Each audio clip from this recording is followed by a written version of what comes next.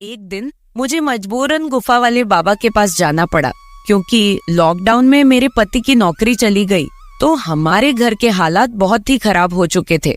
मेरी सहेली ने बताया था कि गुफा वाले बाबा के पास माथा टेकने से हर समस्या का समाधान हो जाता है। फिर एक दिन मैं गुफा वाले बाबा जी के पास चली गई। वो बाबा पूजा के बहाने मुझे अपनी गुफा के अंदर ले गया। वहां पर मेरे और बाबा के अलावा कोई नहीं था। कुछ देर बाद बाबा ने गुफा का दरवाजा बंद कर दिया। गुफा के अंदर बहुत अंधेरा था। फिर एकदम से मेरी नजर बाबा के काले रंग के सांप के ऊपर गई। सांप को देखकर मैं घबरा गई और उसे बचने के लिए हाथ पांव चलाने लगी, लेकिन मैं अपने आप को बचा नहीं पाई। फिर बाबा ने भी मेरे अकेले होने का फायदा उठाया और मेरे साथ कुछ ऐसा हुआ कि दोस्तों, मेरा नाम रितिका है और मेरी उम्र 26 साल की है। मैं शादीशुदा औरत हूँ। मेरे परिवार में मेरे पति राहुल और मेरी 2 बेटियां हैं। हमारी अरेंज मैरिज हुई थी। हमारी शादी को 15 साल हो चुके हैं। इसी बीच हमारी 2 बेटियां हुई। बड़ी का नाम हमने बड़े प्यार से रोशनी और छोटी का नाम काजल रखा। मेरे पति एक मिडिल क्लास फैमिली से बिलोंग करते हैं। वो प्राइवेट कंपनी में नौकरी करते थे, मगर कंपनी में लॉकडाउन के दौरान उनकी नौकरी जाती रही। फिर हम पंजाब से दिल्ली शिफ्ट हो गए और काम की तलाश करने लगे। मेरे पति को कोई काम नहीं मिल रहा था। वो कई दफ्तरों में इंटरव्यू देने के लिए जाते रहते, पर फिर भी उन्हें नौकरी नहीं मिल पा रही थी। इसी कारण हमारे घर में आए दिन पैसे को लेकर लड़ाई झगड़े होने शुरू हो गए। अब घर तो पैसों से ही चलता है। आम आदमी की जरूरत कभी खत्म नहीं होती। लिमिटेड पैसा होने की वजह से हम बहुत ज्यादा टेंशन में रहने लगे थे। हम दोनों के बीच अब और भी झगड़े होने लगे थे। मैं बहुत परेशान हो चुकी थी। फिर एक दिन मैं अपनी सहेली को ये सारी बातें बताई तो उसने मुझे बताया कि कोई बाबा है जो गुफा वाला बाबा के नाम से मशहूर है। कहते हैं कि उसके पास जाने से हर कोई समस्या का समाधान हो जाता है। दूर दूर से लोग उसके पास माथा टेकने के लिए आते हैं। उस बाबा को लोगों ने काफी बड़ा दर्जा दिया हुआ है। कहते हैं कि वो बाबा मन की शक्ति प्रदान करता है और लोगों के दुख तकलीफ दूर करता है। मैंने अपने पति को यह सारी बात बताई। मेरे पति इन सब बातों में विश्वास नहीं करते थे। उन्होंने मुझसे कहा, तुझे अगर जानना है तो जाओ, मगर मुझे इन सब के लिए फोर्स मत करना। मैं पहले से ही बहुत परेशान हूँ। मैंने सोचा कि मैं अपने पति को बाबा के पास जाने के लिए ज्यादा फोर्स ना ही करूं तो अच्छा है। अगर उन्होंने मुझे भी जाने से मना कर दिया तो फिर मैंने सोचा कि मैं अकेली ही चली जाती हूँ। मैंने बाबा के पास जाने का विचार बना लिया क्योंकि मेरे पति ने मुझे जाने के लिए आज्ञा तो दे ही दी थी। हमारे घर के हालात बहुत बिगड़ चुके थे, इसलिए मैंने मजबूरन गुफा वाले बाबा के पास जाने की पूरी तैयारी कर ली। मैं ये सोच रही थी कि शायद उनके पास हमारी परेशानी का उपाय हो। अगले ही दिन में नहा के अच्छी सी साड़ी पहन के बाबा जी के आश्रम में चली गई। बाबा जी दिखने में 45 से 50 साल की उम्र के लग रहे थे। उनके आसपास भक्तजन बैठे थे। उनके दोनों बाजू में 2 लड़कियां करीब 25 की उम्र की सफेद साड़ी में खड़ी थी। बाबा जी भगवान और शक्ति की बातें कर रहे थे। सत्संग खत्म होने के बाद सब लोग एक एक करके बाबा जी से मिलने जाने लगे। जब मैं उनके पास पहुंची तो वो मुस्कुराए और मुझे आशीर्वाद दिया और कहने लगे, पुत्री, तुम्हारे माथे की लकीर देख के लगता है कि तुम घोर कष्ट से गुजर रही हो। बताओ क्या कष्ट है? बाबा जी तेरा कष्ट दूर कर देंगे, कल्याण हो जाएगा। बाद में बाबा जी और लोगों को मिलने लगे और मुझे इंतजार करने को कहा। मैं साइड में बैठकर इंतजार कर रही थी। सबके जाने के बाद बाबा जी ने मुझे बुलावा भेजा तो मैं उनके पास गई। बाबा जी के साथ उनकी 2 सेविका भी थी जिन्होंने सफेद साड़ी पहन रखी थी। एक शिष्य भी था जिसने धोती पहनी थी। बाबा जी ने मुझे अपने सामने बैठाया और पूजा करने लगे। उनकी सेविका पीछे दिया लेके खड़ी थी। बाबा जी की आंखें बंद थी और वो अपने होंठ हिलाते जा रहे थे, जैसे कि मन में कुछ मंत्र का जाप कर रहे हो। फिर बाबा जी ने आंखें खोली और मुझे गंभीरता से देख के कहा, जिसका डर था वही हुआ पुत्री। तुम्हारी जन्म पत्रिका में दोष है, जिसकी वजह से तुम्हारे परिवार के विकास में बाधा आ रही है। इसके लिए तुझे पूजा करवानी होगी, इसका उपचार करना पड़ेगा। बाबा जी की बात सुन के मैं थोड़ा घबरा गई। मैंने बाबा जी से कहा, बाबा जी मैं बहुत ही मुश्किलों से गुजर रही हूँ, आप कोई भी पूजा कोई भी उपाय बताइए, मैं कोई भी पूजा करवाने के लिए तैयार हूँ। पूजा में जितना खर्चा आएगा आप मुझे बता दीजिए, हम लोग बहुत ही परेशान हैं, इसलिए मैं आपके पास आई हूँ। फिर बाबा जी ने कहा, कल तुम नहा के नए वस्त्र पहन के बिना सिंदूर लगाए और बिना मंगलसूत्र पहने आश्रम में आ जाना, हम कल से पूजा शुरू कर देंगे। ध्यान रहे किसी को भी इस पूजा के बारे में मत बताना, वरना विघ्न पड़ जाएगा। और घर में भी किसी को कुछ भी नहीं बताना कि मैं कहाँ पर जा रही हूँ। शायद मैं बता देती कि मैं कहाँ जा रही हूँ तो अच्छा होता, लेकिन बाबा जी ने कहा था कि पूजा में विघ्न पड़ेगा, इसलिए मैंने किसी को भी नहीं बताया। फिर मैं वहां से निकल के अपने घर आ गई। पूरी रात मैं सो नहीं पा रही थी। मैं ये सोच रही थी कि मेरी कुंडली में दोष है, मेरी वजह से पूरे घर पर मुसीबत आई है और अब मैं ही इसे सुधारूंगी भी। अगली सुबह में अपने पति को नाश्ता करा के अपने बच्चों को स्कूल छोड़ने के बाद वापस घर आई। मेरे पति भी नाश्ता करके ऑफिस के लिए निकल चुके थे। मैंने घर का सारा काम खत्म किया और फिर नहाने चली गई।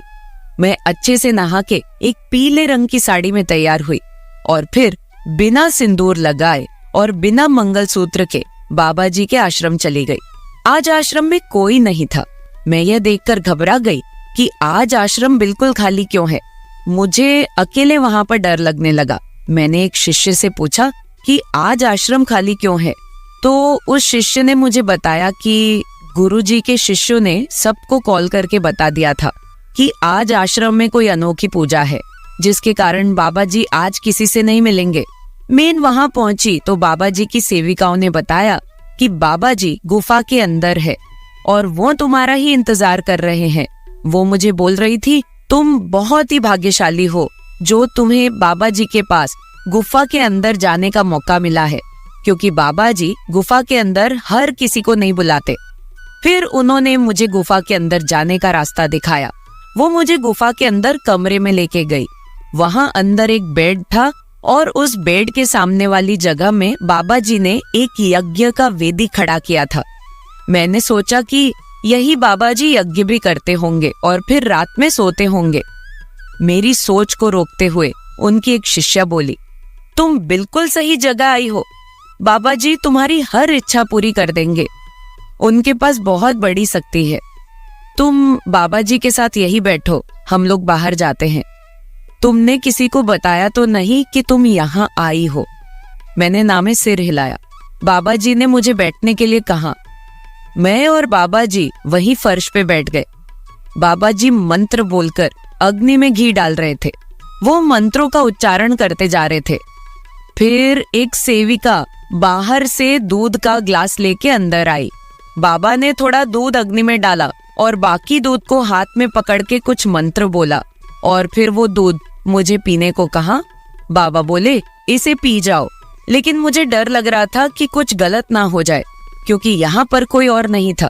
मुझे डर लग रहा था, मगर मैंने डरते डरते दूध का ग्लास हाथ में ले लिया और दूध एक ही बार में पूरा पी लिया। दूध पीने के बाद मुझे कुछ अजीब सा लगने लगा। अचानक ही मुझे नशा सा चढ़ने लगा। मेरी आंखों के आगे अंधेरा छाने लगा। मैं बेहोश सी होने लगी। मैं फर्श पे ही गिर पड़ी। मुझे लगा कि मुझे शायद कुछ कमजोरी की वजह से चक्कर आ गए हैं। पहले तो मैं कुछ समझ ही नहीं पा रही थी।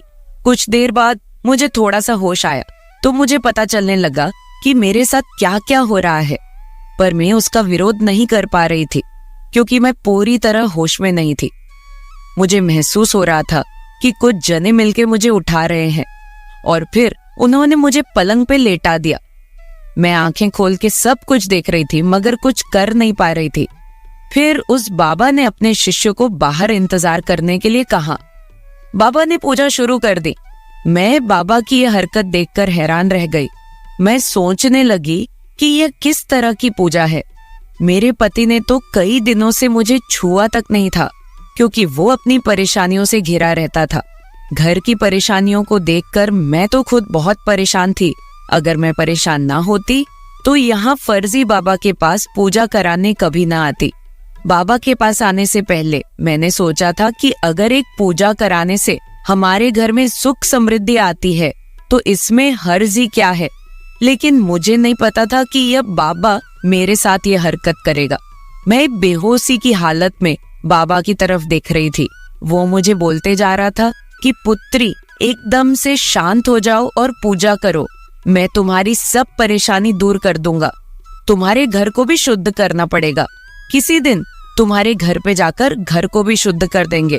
लेकिन मुझे अब धीरे धीरे पता चल रहा था कि कुछ गलत हो रहा है। फिर बाबा बोल रहा था, कैसा लग रहा है पुत्री? तुम्हारे दिल में जो भी परेशानी है दिल से निकाल दो। फिर बाबा जोर जोर से मंत्र उच्चारण करने लगा। सुबह जब मैं घर से निकली थी तो मैं बहुत खुश थी कि चलो पूजा हो जाएगी तो घर में कुछ बरकत होगी। लेकिन मुझसे बहुत बड़ी भूल हो गई थी कि मैंने किसी को बताया नहीं आने के बारे में। अब अगर मैं विरोध करती हूँ तो ये बाबा मुझे मरवा डालेंगे और किसी को कुछ पता भी नहीं चलेगा। मैं वहां से भागना चाहती थी, मगर नशे की वजह से मैं कुछ भी कर नहीं पा रही थी। अब मुझे एहसास हो रहा था कि मैं जहां आकर कितनी बड़ी गलती कर दी है। यहाँ तो कुछ गलत काम होते हैं, बाबा तो लोगों की श्रद्धा के साथ खेलते हैं। मेरे दिमाग में बहुत सारी ऐसी बातें चल रही थी कि मैंने यहाँ आने की गलती क्यों की है। बाबा मुझे बोल रहे थे, शाबाश पुत्री, तुम बहुत अच्छे से पूजा में हिस्सा ले रही हो। तुम ऐसे ही पूजा करती रहो, मैं तुम्हारे घर की हर समस्या को दूर कर दूंगा। लेकिन मैं तो जान चुकी थी कि बाबा मेरी कौन सी समस्या दूर कर रहे हैं। मैं उसी दिन ठान लिया था कि मैं एक बार आश्रम से बाहर निकल गई तो मैं इस बाबा को नहीं छोड़ूंगी। मुझे अच्छे से पता चल गया था कि बाबा के डेरे में कौन से गलत काम होते हैं। अब मुझे बाबा के डेरे में होने वाली गलत हरकतों का भांडा फोड़ना था। अगर मैंने ऐसा नहीं किया तो ना जाने ये बाबा कितनी और औरतों के शरीर के साथ खेलेगा और पता नहीं कितने और घरों को तबाह करेगा। फिर करीब 2 घंटे के बाद मुझे अच्छे से होश आ गया था।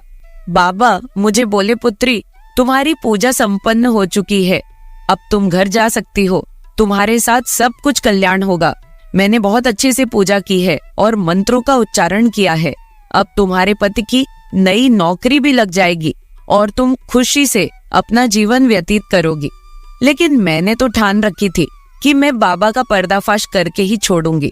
अगर मैंने ऐसा ना किया तो ये बाबा भोले भाले लोगों को अपने जाल में फंसाए रखेगा और उन्हें लुटता रहेगा। फिर बाबा ने मुझे छोड़ दिया और मैं गुफा से बाहर आ गई। आश्रम से बाहर आने के बाद मैंने बहुत सोच विचार की और मैं सीधा वहां से पुलिस स्टेशन चली गई। पुलिस स्टेशन जाकर मैंने बाबा के खिलाफ कंप्लेंट लिखवाई। बाबा ने जो जो कुछ भी मेरे साथ किया था मैंने सब कुछ वहां पर बता दिया और पुलिस को साथ लेकर बाबा के आश्रम पहुंच गई। पुलिस ने बाबा को गिरफ्तार कर लिया। आज वो बाबा जेल के अंदर अपने गुनाहों की सजा पूरी कर रहा है। जब मैंने उस बाबा के खिलाफ आवाज उठाई तो बाद में और भी बहुत सारी लड़कियां सामने आई जिनके साथ बाबा ने गलत काम किए थे।